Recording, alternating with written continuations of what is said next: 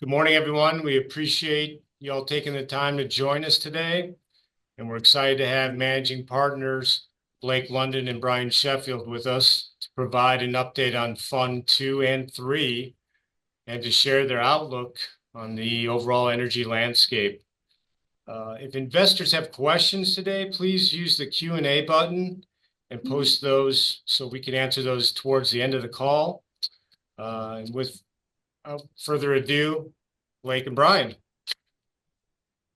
Thanks, guys. Matt, I like it how you kind of tee it up for outlook. I try to never speculate in the oil and gas world.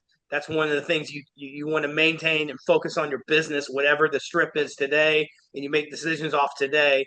I want to make sure that everyone understands we don't make decisions off of speculation, up or down. But at the same time, you must be prudent, and we'll get into that of protecting your assets. In particular, as we find out more and more zones that we find in the acres that we bought, in particular Fund 2 and Fund 3. Um, but since you forced my hand a little bit on oil, I'll talk about that on the oil side.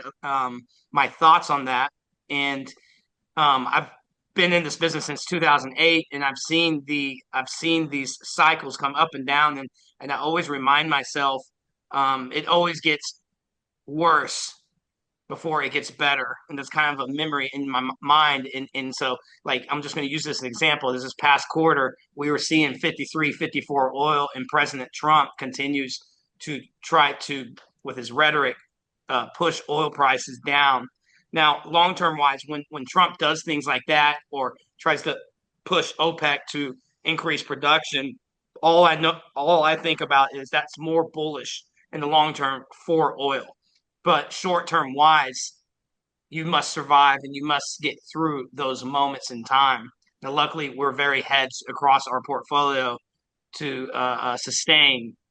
I think we're at a point that we're very close to at a point where there's only so much more that Trump can do and or OPEC increasing production without hurting themselves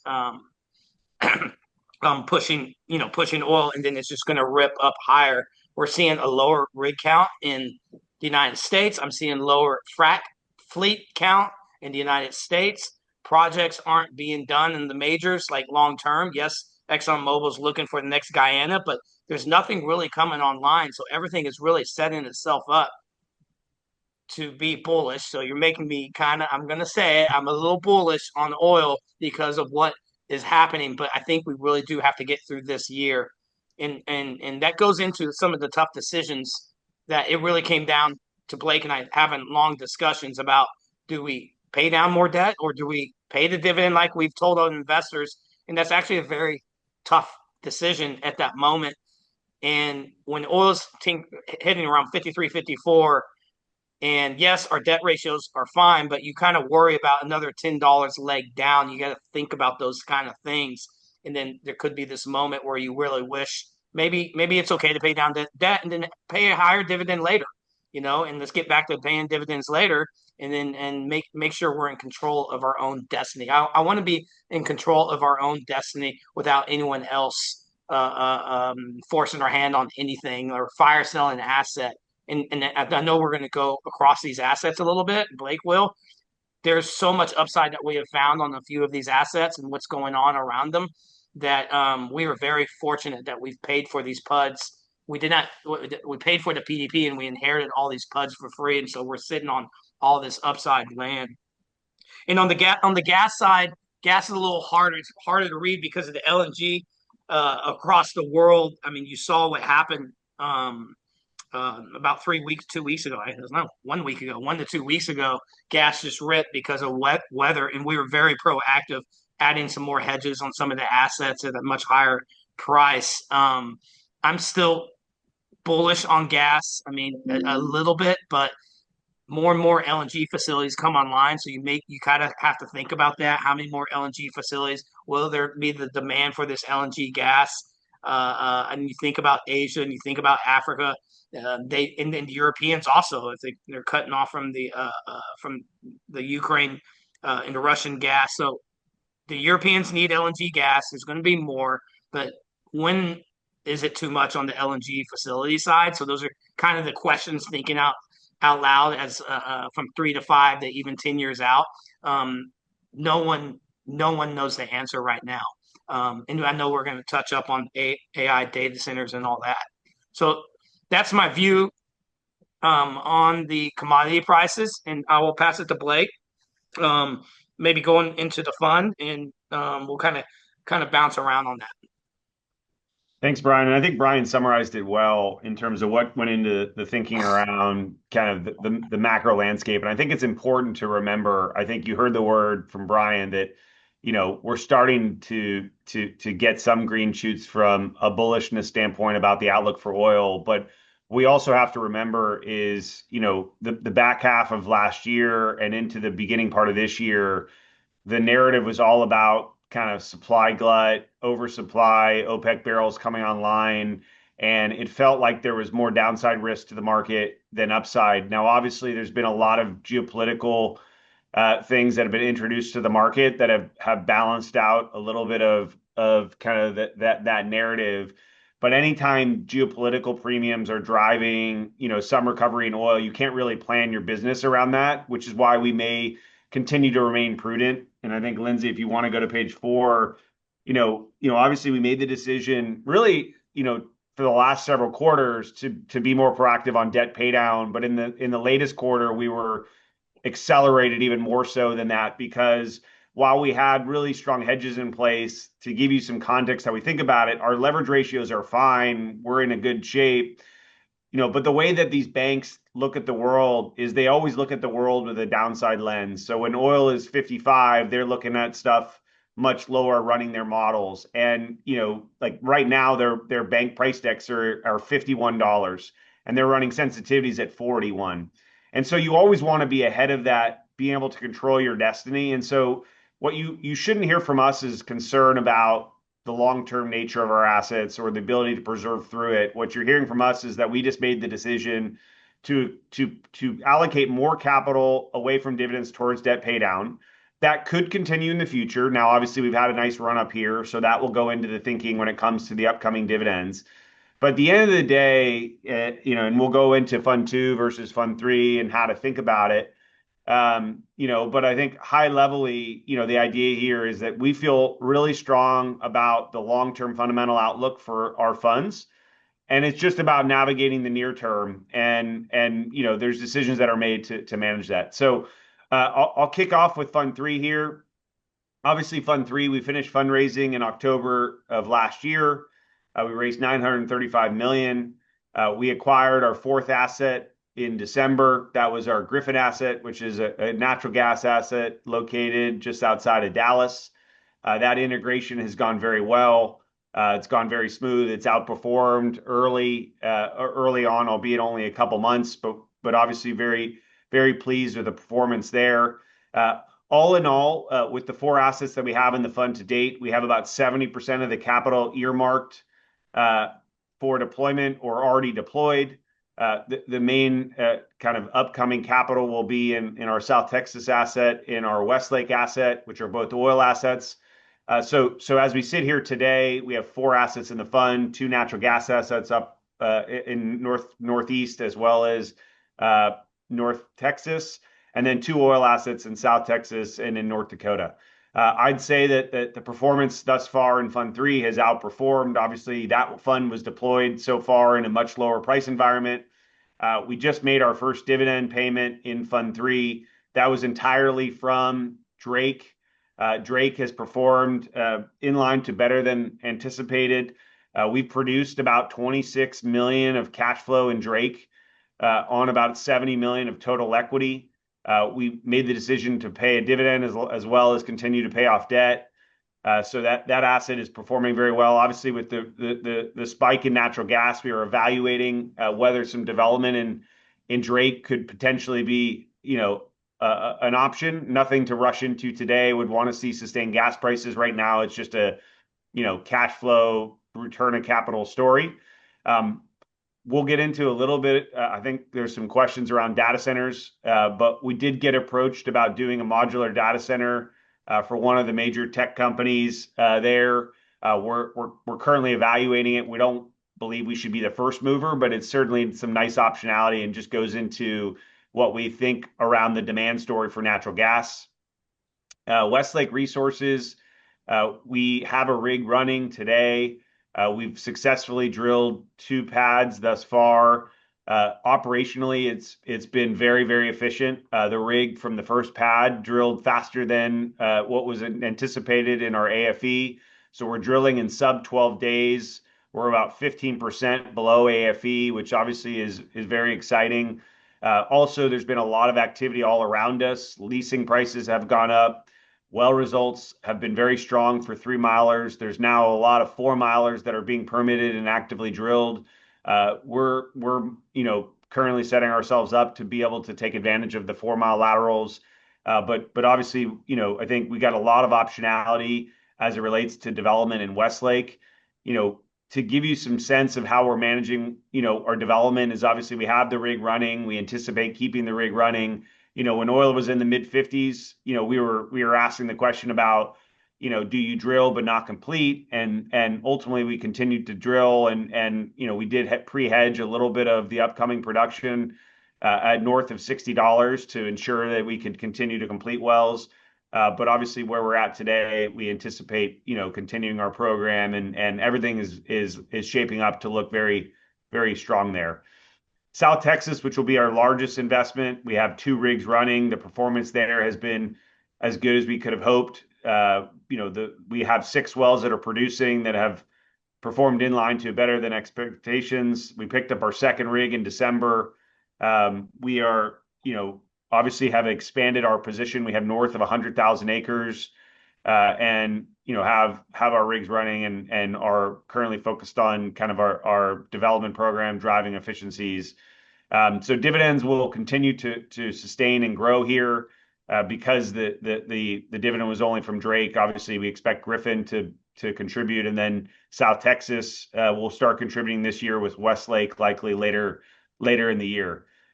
We have an active program from a deployment perspective, evaluating transactions.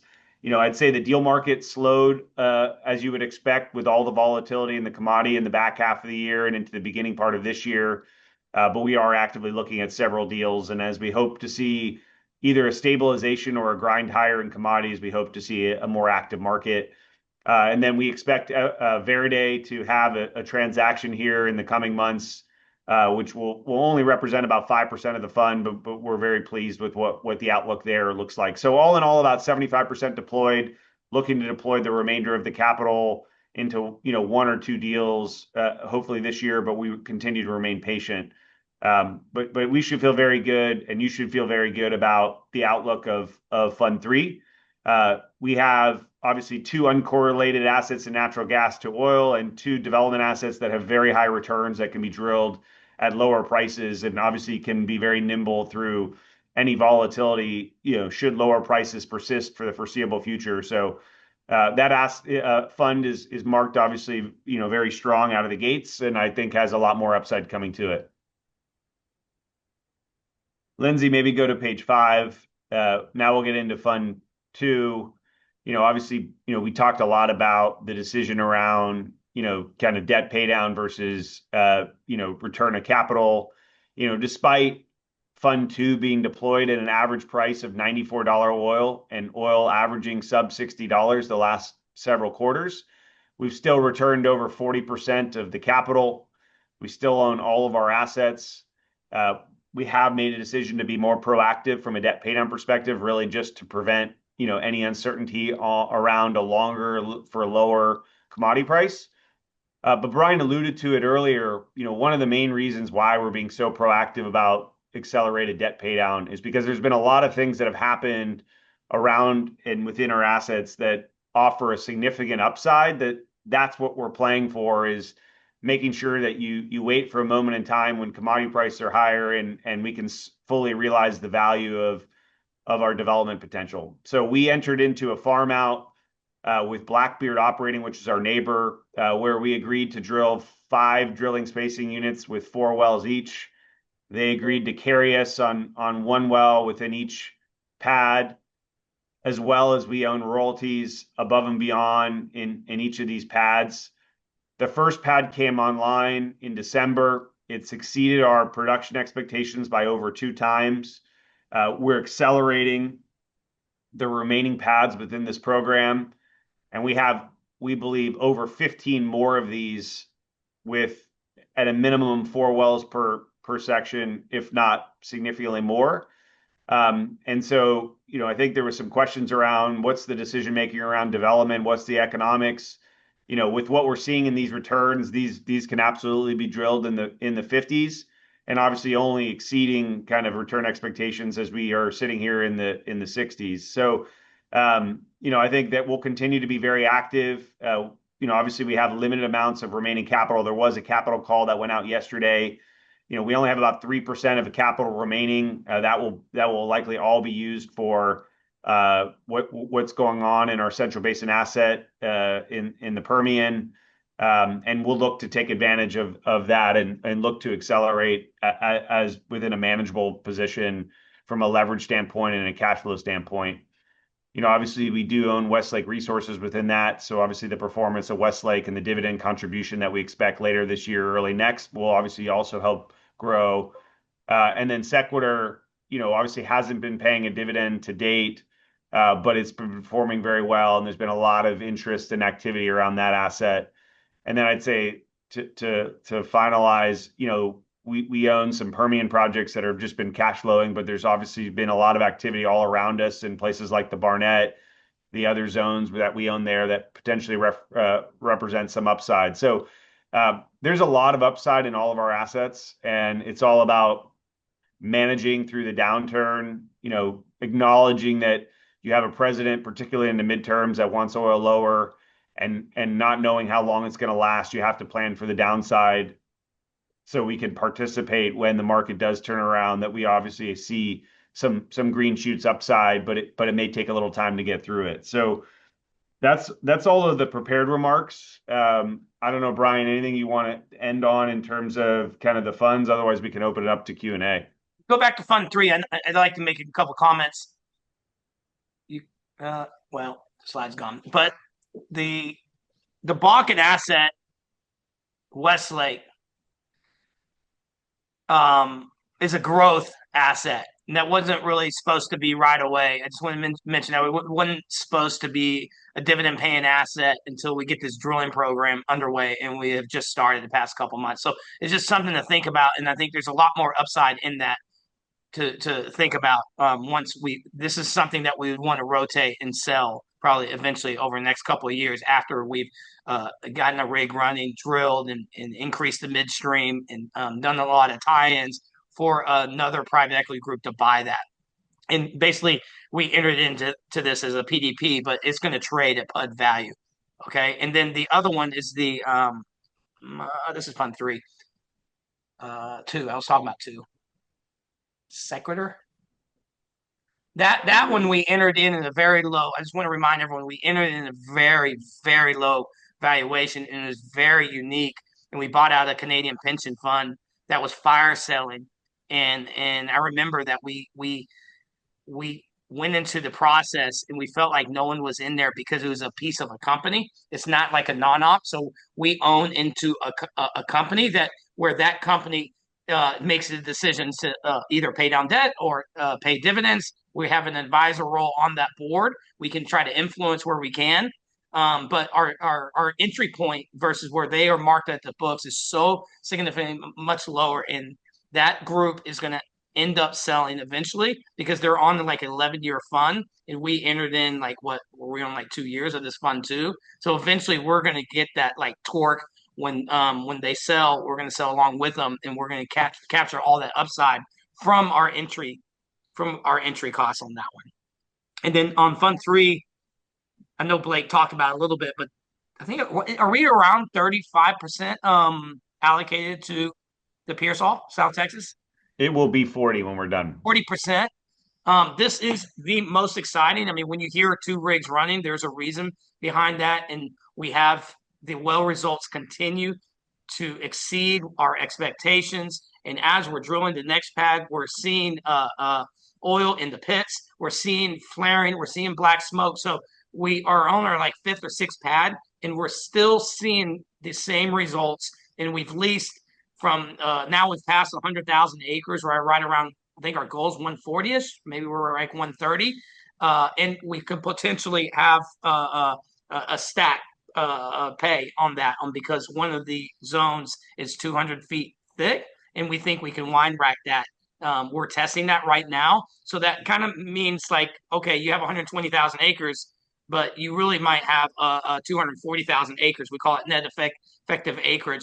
And so the value increases, goes up tremendously. And with these wellhead returns we're seeing, we definitely see a larger company circling us in a couple of years. Okay. So this is the most exciting piece right now in all Formentera. We talk about this one more than anything, and all our eyes are on this one. It's very exciting. So we can go to Q&A. Brian, it's Matt. Could you talk a little bit about acreage prices when you started in South Texas and how this has been so transformational for the industry and where they are today, and where we. In South Texas, right? Yeah, correct. South Texas. So we entered in around 900,000 acre to buying that 25,000 to 30,000 acre block with a 2-well carry, which probably comes around 1,100 an acre. And once we hit those 2 wells, and you were kind of part of that in the very beginning, we started to lease. And I think a lot of our leases started to come in at 500 to 600 an acre, but I think our average is almost right around 1,400 an acre. I'm kind of give or take, as we've been leasing and the words got out. Heart Magazine's written articles about us.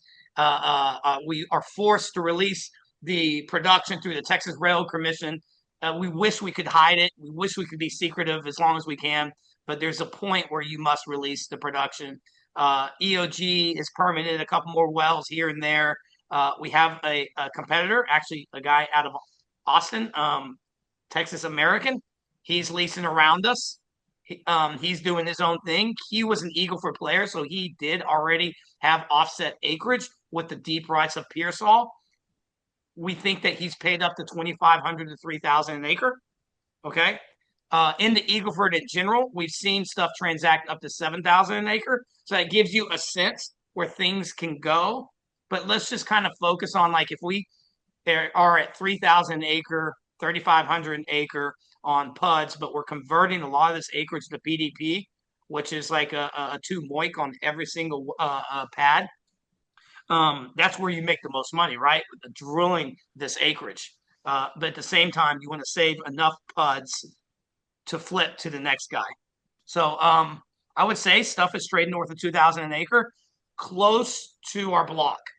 And if you go about 10 to 20 miles away, I think it's still 500 to 1,000 acres. So you need more step outs, and then the acreage prices is going to start increasing tremendously. Yeah, still a great entry basis, no question. Awesome project. Really excited about it. There's a few questions in the Q&A. Bobby Jones brings up, he's been hearing it's a hot M&A market environment. Have you received any unsolicited inbounds for any of your acreage across any of the funds or assets? Yeah, I mean, I think that we definitely have from time to time people who've reached out on select assets. We're obviously patient and no rush or need to sell. So our expectations are, we'll engage with people, but not going to, sell anything in the necessary near term unless someone will pay a premium. But, there's a lot of capital, with very quiet deal market that, we definitely get inbounds. But I'd say that the larger M&A market has been focused on larger publics and larger scale deals, but we've definitely had, inbounds in Oklahoma and the Panhandle and in Central Basin Platform, Appalachia. You get those, definitely from time to time. Yeah, at the same time, like someone approaching us at 60 oil, do we really want to be doing that? Those are the questions. Like, we'd rather our leverage ratios are fine. We're not being pushed into something. Our fund is earlier. We're not in the later stages of our fund, so we don't really have to be forced for right around 60 oil. I have not seen a lot of stuff transact the past couple of months. When Bobby says M&A, I think more public. There has been a lot more public activity, more consolidation on the small, mid cap, and large caps. Great. Another thought here on geopolitical events, a lot of talk in Iran and Venezuela, but we see oil prices move. Do you think they can stay higher, or is the market just fade because the world is still so well supplied? Uh, how do you think about that globally with all the geopolitical potential events and chatter? So I think that if you have to look at history near term, and obviously when the bombing in Iran happened last year, oil spiked to mid 70s within 3 days, was back to the low 60s. And I think you have a president that is not looking to get in a long dragged out conflict. So if there is an immediate thing that happens in Iran, I think you would expect a spike, and then depending on whether it's elongated, it probably comes back down because I think absent any of these geopolitical things, the market wants to be in the 50s to low 60s because of the supply gut until we work through it. It feels like there's a more sustained geopolitical premium that's going to, stay in the market here. I think personally, we're probably in a range bound market between, high 50s to mid 60s with some spikes above or below, right? Because, when you look at Venezuela, there's probably two competing narratives. There's obviously a lot of expectation that Venezuela, medium to long term, will bring barrels back on the market. But in the near term, you're not likely to see a lot of barrels come online, and it's reduced supply that's going to China, which is potentially being resupplied back to the market. So the discounts, removing. I do think Iran will cause a spike. I think it's just a question of how long it will spike. Got it. And then, Brian, if you don't mind, maybe comment a little bit about your visit to Washington and um, President Trump's discussion. I'll try to keep it at a minimum. I landed from my holidays in Spain. I'm tired. It's Tuesday morning, and I really am happy to be back in Austin. In the Secretary of State, Chris Wright, I know him from he used to frack our wells and Liberty and all that, and he texted me and like, we'd love for you to be here at the White House for a roundtable to talk about Venezuela and all that. And I actually texted him back and said, I just got back from Europe and I didn't, I wasn't really interested in Venezuela. But then, like 15 minutes later, I was like, what am I thinking? This is a great time to do a roundtable with all the majors and CEOs. And I know he selected four independents, and then I kind of woke up and I was like, this is an opportunity to get in front of Trump and maybe help me in other things in the United States or whatever it is. And in a nutshell, you asked me 4 days before that I'd be at the White House. Uh, I did not. I'd say no. I don't know what you're talking about. So I ended up doing it. It was a great experience. It was supposed to be a round table, and they tell us 5 minutes before it's a press conference. And so everyone, the CEO, Darren Woods and Chevron and Ross Perot was one, Junior was one of the independents, and we all were in shock that we're going into a press conference, and none of us were really prepared. So luckily, I had my grandfather who's my on my father's side, who was the president of Venezuela Arco for about 5 years. I kind of had that in my back pocket when Trump forced us to go all around. But it seems from what I've seen, it seems like Trump is just trying to show the Venezuelan government that he can stir this up and get investment into their country. That's one thing, and that's what that show was, the press conference. And then I think it's going to take a long time for that country to really get investment into the country and increase production. Maybe there's some small quick wins, buying some PDP or whatever it is. We're shale players. We look at shale, and yeah, we'll look at shale, but it's going to take many years to kind of you got to get an OFAC license. You got to do all this stuff. So part of it, we were just trying to help the Trump administration. I think most of the independents that were there, we just wanted to be supportive of what he's doing. And then some of it was like an Exxon Chevron show. That was kind of my assessment of the whole thing. Yeah, great. Exciting opportunity, no question. Uh, one more question on data centers. Can't help myself. Seems to be the biggest topic ever. Seems a lot of the developers are relying on natural gas as a realistic power source versus other options. Do you think the market is fully pricing in this increase in demand for potentially a terawatt globally? Uh, and we're at 360 an M in gas. How do you feel about that? I think that the combination of data center demand, LNG exports are going to set a new kind of mid floor, mid cycle price that, is likely going to result in gas averaging above four. So I don't know that it's fully priced in the market because the challenge with gas is that gas is still, until we hit that inflection point where you have large LNG, online and data centers and real kind of, because the reality is that there's been no direct source gas hyperscalers. So most of it's going to be kind of through the metered gas through combined cycle plants and increase in gas usage that way. And so I think it takes some time. And so what I think is that, it's probably not fully priced in. I think the reality of gas is you're going to be in this world where, gas is going to continue to be volatile. You'll have times where gas is 8 or 9 and gas will still be 1 or 2. But what is going to change is that kind of the mid-cycle price, which used to be 2 or maybe 3, is now going to be closer to 4. And so I don't think that's fully priced in. But I think there's still this, everybody is inherently bullish, wants to own natural gas. The challenge is exactly what's happened the last 6 months. Gas was rip roaring. Gas was then down 50%. Then gas was up 75%. And then it rolled over into March and is right back down.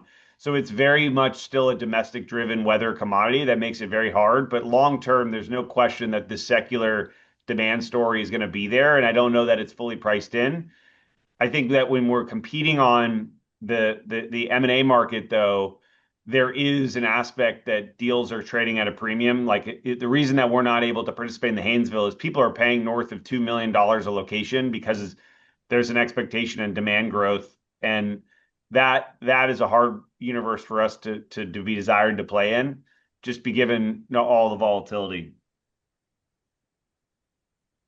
Right. Agreed. Uh, And one more question, just getting back to Fund Two. The last 3 quarters, you've paid down approximately 40 million in debt. Under what conditions do you think the fund will consider increasing those distributions? I know you touched on it a little bit earlier today, but is it driven by the banks changing their commodity stack and RBL reviews, or is it more driven by where your cash flow needs are for continued development? I mean, talk a little bit about allocation of capital and what could make us see a change in distributions. So So the decision around kind of the debt pay down has been twofold. It's one, not, us not knowing how long, oil is going to stay in this low period. Because the reality is, if 3 years from now, while we don't expect it, oil's still 57, as you roll through your hedge period, you really don't want to be in a scenario where you haven't paid down debt. So I think we'll continue to be prudent in terms of debt pay down. But just to give you some sense, like oil's rallied into the mid 60s here, and the banks like Wells Fargo just lowered their price deck from 55 to 51 with their sensitivity price deck to 41. So even if you see a little bit of green shoots rally, the banks are always trailing in kind of their decision making process. Yeah. And so I think that if we see oil in the 60s and we're feeling better, I think we could get back to where we were the last couple quarters, set of 8, it could be back in the high teens, but I think, for it to grow meaningfully, we'd want to see real sustained long-term green shoots. We want to see some of this growth coming out of the development. And we'll also be positioned for, oil goes to 75 or 80, we're going to potentially monetize some things as well. So I think the way to think about it is, could we continue to be, really accelerated debt pay down like we were this past quarter for a little bit? Yes. Could I see us growing it some, getting back from, instead of 8, getting back to 18, I think that's possible. But for it to jump back up to 30 plus, I think you want to see really sustained prices for longer. So I'd say maybe more balanced debt pay down with distributions if we see this kind of sustain for a little bit longer. But if it goes right back down to the 50s, it might be another quarter or two of what we did this past quarter. So I'd say that's the range of outcomes that you should expect. Great. Thank you for that. Anyone else has other questions, please add them to the Q&A.